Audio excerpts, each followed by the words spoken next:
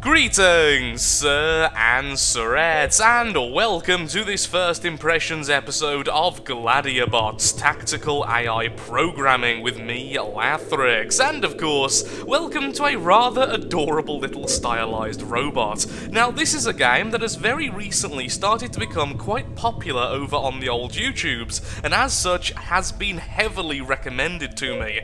It also came with a lot of warnings from people who found it a bit challenging or a little bit confusing, so I think this will be a perfect opportunity to see for myself how this game is. Is it too confusing for a novice who isn't really into this stuff normally, or is it going to be taught to us in a much better way? Perhaps I will mould your opinions on if it's a game for you. Either way though, you can pick this game up for free. It's under a pay what you think it's worth sort of model. The link will be in the description in case you want to get it yourself. I personally paid 10 great British pounds because that's a nice middle point for me, but anyway, you pay whatever you think is worth. Missions then. We have introduction and we have catch. That's all that's available at the moment. I have just opened up the introduction just to make sure it worked, and apparently it's counted as complete. Either way, let's quickly go into the introduction and go through as many as possible so that we can hopefully reach the end of the tutorial. Oh dear god, that absolutely deafened me. So this game runs into a problem which many new games in alpha run into. The audio is not balanced between one scene and the next. Oh dear god, my left ear just got blown off. Here's how Gladiabot's artificial intelligence system works. Each bot has its own artificial intelligence AI. An AI is basically a node tree. There are two types of nodes. Okay, so it's going to be one of these. I assume then it's probably going to be drag and drop, but we'll see how that goes in the future. Conditions, inner nodes. And actions, leaf nodes. Each bot frequently checks its AI to know which action to execute. It checks branches from left to right until it finds a valid branch, i.e. containing only valid nodes. There's the start. That's yes, that's no, so it moves on to the next. So it has a priority system going from left to right, the left being the most important, the right being the least important, and yeah, you get the basic concept there. It's not overly difficult. It will execute this action until its branch becomes invalid. The only question I've got is if this game will go by the basic principle of if it's undergoing this action, then this one becomes allowed, the left one becomes allowed, will it then go to that one instead of continuing, if that makes any sense? I need to know how these things work because I am bad at this kind of stuff. It will execute this action until a branch becomes invalid, yep, or a leftmost branch becomes valid. I should have just allowed it to keep on going rather than questioning it, evidently. Okay, that's a pretty simple concept. Somewhat similar to games like what's the name of that one? The one I almost started playing but ended up not. Ishtralid? That game had a very similar system. Conclusion, branches are ordered by priority. Okay. Catch. Catch the resource. Okay. Oh, hello little robot. Let's create your first bot AI. We'll start with a simple action, catch the closest resource, which I assume is that adorable ball over there.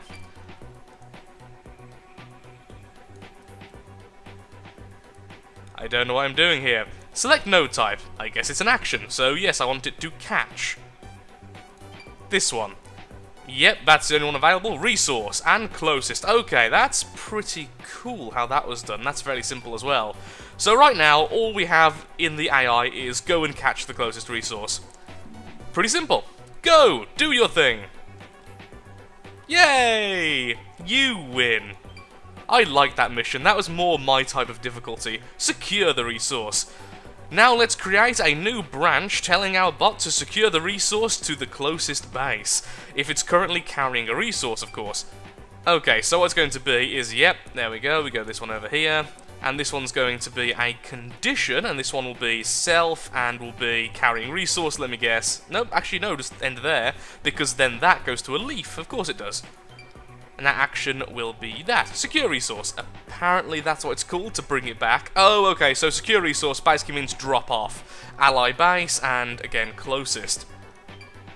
So right now, if it already has a resource, because remember, left is more important, right is less important, if it has a resource, go and take it back to the base. However, if the condition isn't met, go and get a resource. So if that works as intended, which I'm fairly certain it will, go! Go grab, because that's invalid, now that's valid, you can go all the way back and secure that lovely orange ball. Well done. Mission complete. Attack the enemy first. Okay, so basically what it wants us to do is kill the enemy, then grab the resource, then do that. Fair enough. But right now, what it's going to do is just go, look, we have the ball. And we'll be horribly murdered. Our bot needs to defend itself. It should attack the closest enemy before thinking about catching a resource. Why do I feel like I'm going to make really aggressive robots doing this? So then, that should be in the middle, because that should be the most important one. You know, I would argue almost killing the enemies would be more important, but I guess that's where your own playstyle will come into play. So action, attack, enemy, closest. I was actually thinking that perhaps a condition would have to be met, wherein an enemy would have to be acknowledged, would have to be present, but apparently that's kind of built into this. So this time, we should go and kill the enemy, I'm assuming. Not valid, valid, go kill. Very simple animation cycles, but it looks really satisfying. You go grab that. You go take ball in. We win again. Hurrah for us. We are crushing the tutorial. Next, please. Approach. Only attack. Okay, that's what I was assuming. Something like this. And honestly, that's really important, because otherwise you'll have your robots going miles away to attack things which you really don't want to attack. Your attack precision depends on the distance between you and your target. Select your bot to see the different ranges associated. Okay, so I would assume medium would be best here. If there's anyone in a medium range of the thing you're going for, go kill. Do I really have to? Okay, fine. Ooh, there's actually accuracy involved. Oh yeah, 10, 15, 90, derp to herp. It's even on the screen right now. This bot's model attack precision rather, is too low at long range. Okay then. Ooh, maybe we can get different robots in the future. So really then, we want to remove this. I was assuming we could remove it, but apparently we can just edit it. Ah, target filters. Okay, it's on the side. I was assuming perhaps it was just a condition. Okay, that makes a lot more sense, and it's a lot easier. Really? Short range? I'll go for medium. Oh, so you can do either. That makes a lot more sense as well. Thank you, game, for showing me this. So far, the tutorial has been pretty darn good, I have to say. Every question I've had so far, without fail, has been answered.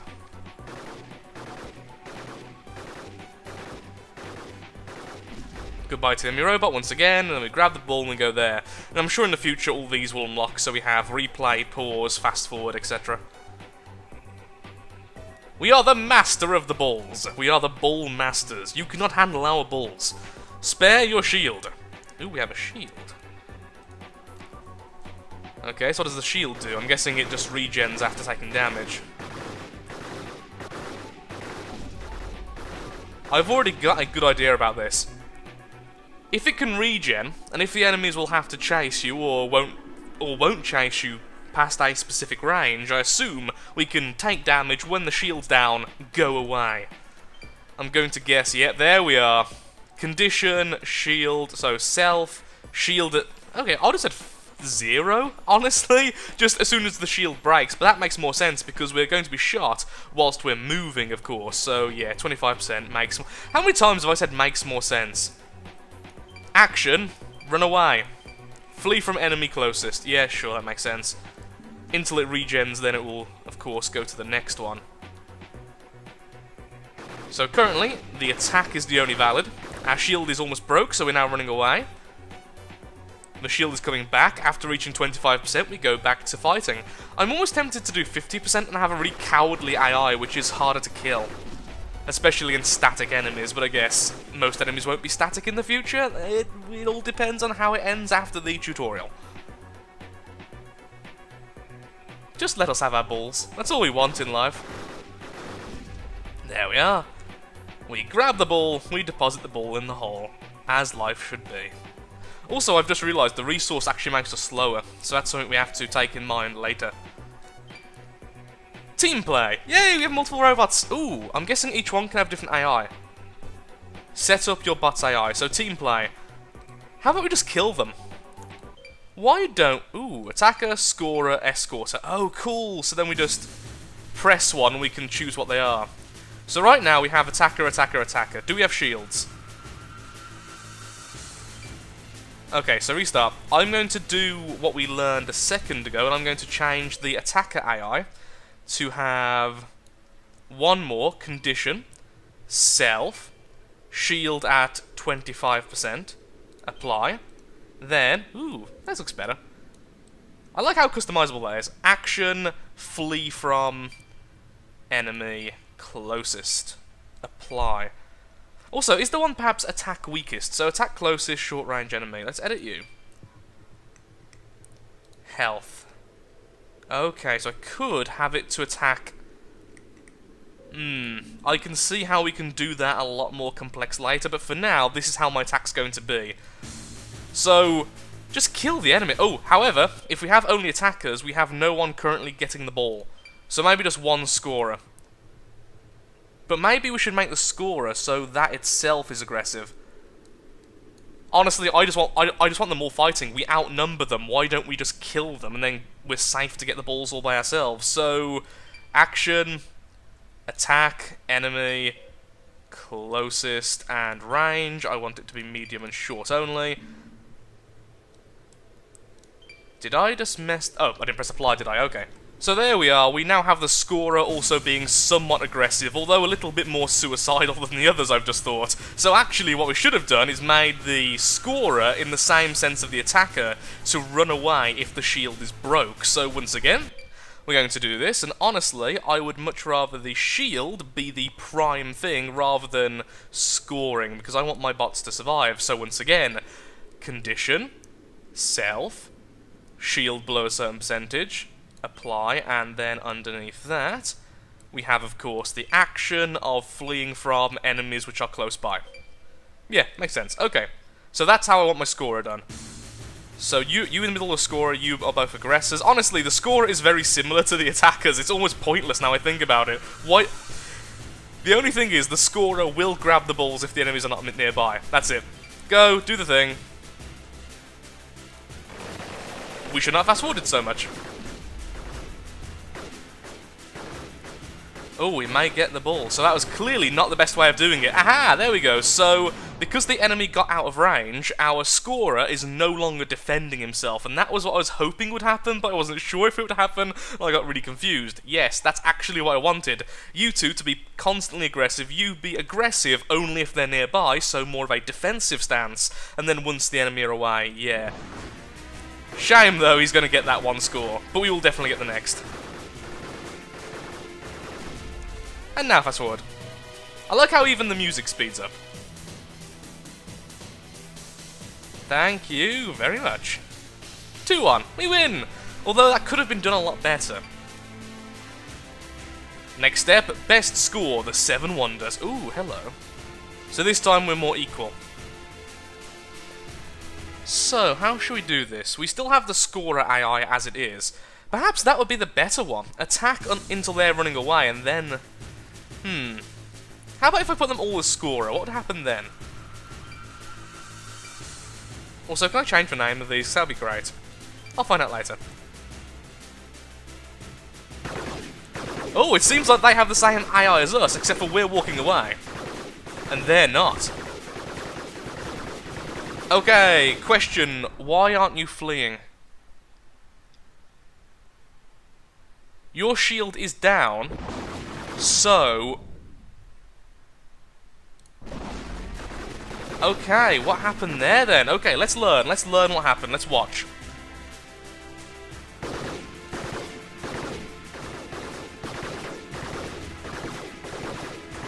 Why did you stop fleeing? Did you get stuck into each other?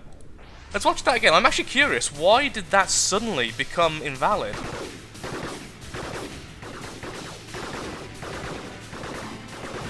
So you're doing it correctly, you're not.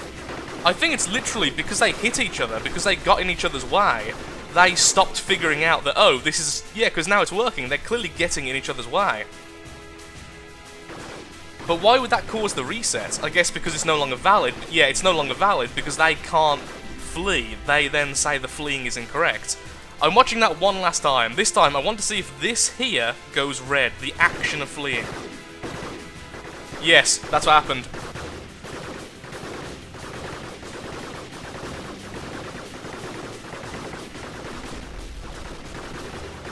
And they're winning because we just moved back a little bit, doesn't really help out, so this way we've just simply lost. Okay, let's try that again with a different AI. I'm going to make a really simple change. This time, rather than going for the closest enemy, we are going to try and aim at the weakest shield. This time round, they should be focusing on the weakest one, and this should cause a bit more of a focused fire, rather than damaging everyone, damaging a specific weak robot. Let's have a quick go of this then. There we are, that's a lot better. So this time we're both focusing on that one, you're both focusing on this one, and the first death comes to the enemy. They still get in each other's way, which is really annoying. There we are. And we are victorious. And now, because there's no enemies nearby, we will grab the balls. A very simple change, which has had a massive impact on how the robots work. I feel like if you are a perfectionist and you want to do the best of the best, this may be the game for you. And honestly, it might be the game for me. It certainly seems a lot of fun. Here's a question. Can I place these differently? Can I move these anywhere? No, I can't. So I can't actually reposition. That's a shame. Okay, well, what's next then? Yes, quit the mission. Next is set your priorities. So we have 4 enemies there. We're currently all on attacker. This time we'll once again go all on scorer. So what does the escort do? Move towards closest carrying resource. That's a pretty cool idea, the escorter.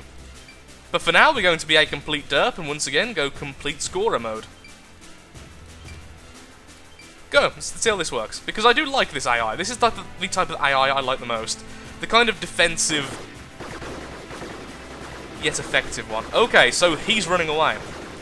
So now, they have the same AI as what basically we have, in that they are trying to run away if their shield is too damaged. And they're doing it better than us as well.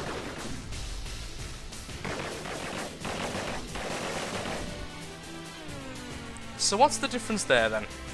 What did they do differently to us that made them so much more effective? Once again, they all have the same AI, so do we. So why did their AI beat ours? Wow, I bet people were screaming at me. What an obvious mistake I've made. So this took me like 3 seconds when I actually started to look into it.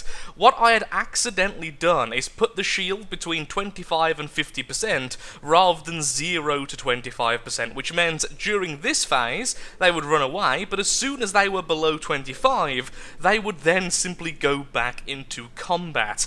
I would like to blame dyslexia or something else, but honestly, that was just me being really stupid. Okay, let's change that around then, shall we? Okay, I've done a few little things to now what I call Lathbot. First of all, moving around some of the priorities, such as the if you are carrying resource, go and put it into your base. But also, I've put down this, and I'm not quite sure if I like this or not. I obviously haven't tested it yet, so we're about to find out. If the weakest shield enemy is within long range, walk towards the enemy. This means as soon as they get into medium range, you will then be able to attack them because we are aiming at the weakest opponent, the enemy with the weakest shield. At least that's what we should be doing. Let's just have a quick check. We are target selection, weakest shield. There we are, almost made another mistake. So the basic premise is that even if the enemy weakest shield is trying to run away, we should hopefully hound it. We should be a little bit vulture-like. I'm not sure if this will work out well, but it's an idea, it's a test, and that's what I think this game is all about. Go forth!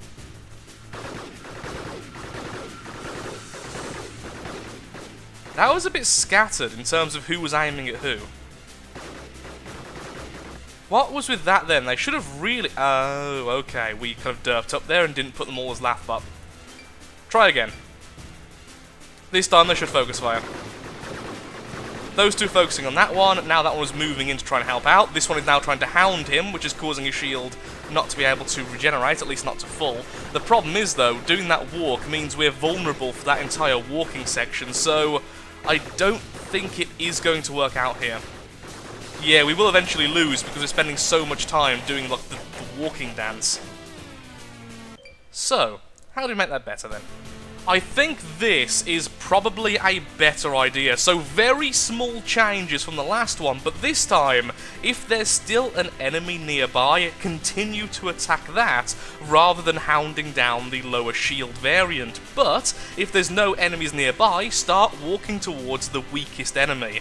That way we should be continuously aggressive, even if they aren't in medium range, and normally we would be trying to go for the balls, but this time we'll be going for them.